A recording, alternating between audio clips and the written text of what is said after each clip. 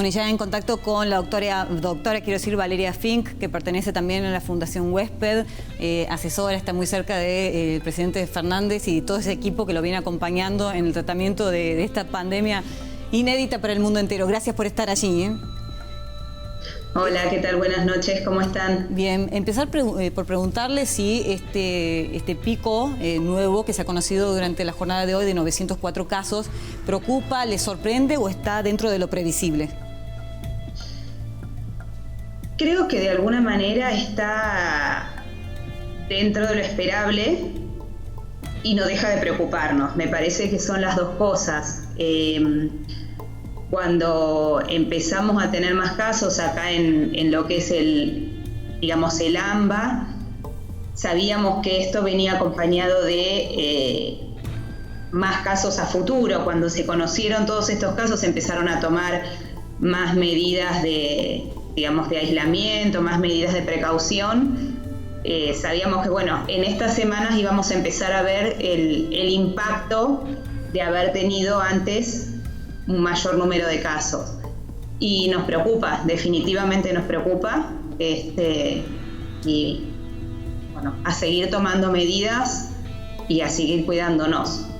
Doctora, hasta ahora pareciera que se mantiene la tendencia en que lo más fuerte de la pandemia está focalizada en el AMBA, mientras el resto de las provincias, salvo algunas excepciones como Chaco, tienen distintas realidades. Como que el panorama hacia adelante es que va a mantenerse así la pandemia, muy focalizada en el área metropolitana, en la provincia de Buenos Aires, y con esta dispersión en el resto del país. No sabemos, o sea, ojalá podamos en lo que es Buenos Aires y todo el AMBA empezar a controlar. Yo creo que lo que nos han enseñado todas las provincias es que el cumplimiento de las medidas de aislamiento preventivo han permitido en muchísimos lugares controlar la situación. Entonces, es más probable por un tema de densidad poblacional y por la cantidad de casos que hay, que sigamos teniendo más casos en el AMBA, pero esperemos que, y se están tomando medidas para eso, que esto se pueda, digamos, de alguna manera ir controlando. Ahora acá en Córdoba, creo que hay que ser muy cautos, ¿no? Porque estamos viendo algunos pequeños casos de la persona que, porque estaba en Buenos Aires cuando empezó la cuarentena y volvió a su pueblo en alguna otra provincia, se llevó el coronavirus consigo. Entonces, insistir mucho en mantener las medidas de aislamiento, porque no, una cosa es asegurarnos que en aquellas provincias donde están diciendo, bueno, algunos se van a empezar a reunir, estamos viendo estas situaciones en varios lugares porque hace mucho tiempo que no hay casos. Cualquier persona que venga de afuera y de cualquier ciudad donde haya casos, por más asintomática que esté, tiene que cumplir sus tiempos de cuarentena, porque si empezamos a romper las medidas es lo que estamos viendo que pasa, que son estos pequeños brotes en varios lugares donde la situación estaba controlada. Bueno, ahora en Córdoba afortunadamente tenemos o 0 casos o un caso, digamos, está controlado de alguna manera. Y mi pregunta es por la expectativa también de los propios cordobeses, porque uno mira lo que está pasando en Buenos Aires, en provincia de Buenos Aires, en capital, y cree que en algún momento eso podría llegar.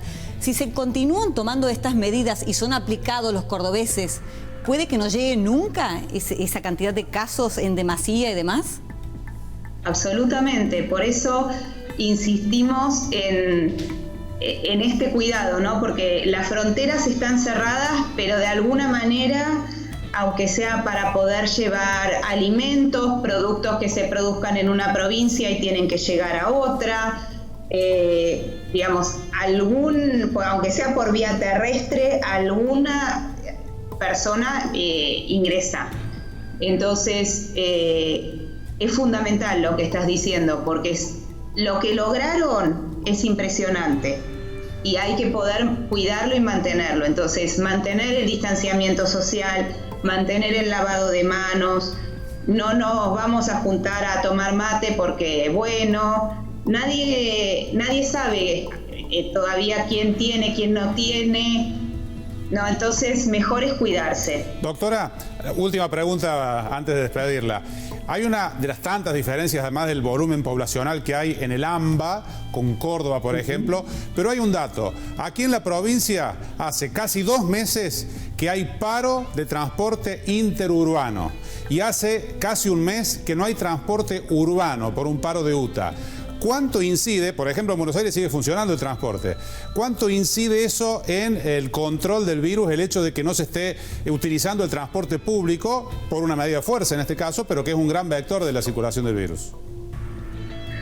En realidad, lamentablemente, por razón de una medida de fuerza, seguro que ayuda. De todos modos, acá en Buenos Aires hay que tener en cuenta que el transporte público está restringido al personal esencial y que si bien hay circulación, no, digamos, de ninguna manera es la cantidad de gente que uno vería en días habituales fuera de la época de coronavirus. Así que bueno, la verdad es que no es por una linda razón, digamos, debe haber ayudado a controlar. Y bueno, seguramente también en Córdoba han podido mantener las medidas de aislamiento. Yo creo que hay algunas conductas que las tenemos que incorporar, que hoy llegaron para quedarse y que como decimos, digamos, es una provincia o varias provincias que han logrado realmente y han demostrado la eficiencia de las medidas de aislamiento. No las perdamos, no nos durmamos en los laureles. Nosotros acá en Ciudad de Buenos Aires, donde yo vivo, en el AMBA, tenemos que seguir reforzando muchísimo más estas medidas como una forma de cuidarnos entre todos y saber que esto no es me quiero salvar yo. Yo creo que del coronavirus como nunca nos cuidamos entre todos y nos salvamos entre todos. Bien. Si yo acá que tengo obligación de usar el tapabocas, me pongo mi tapabocas, cuido a todos los demás. Si los demás usan su tapabocas, me cuidan a mí. Si yo me lavo las manos, además de cuidarme a mí, también los voy a cuidar a los demás. Así con todas las medidas que se vienen hablando. Bien. Bueno, gracias, doctora. Ha sido muy amable. Muy amable. No, por favor, muchas gracias. Muchísimas gracias.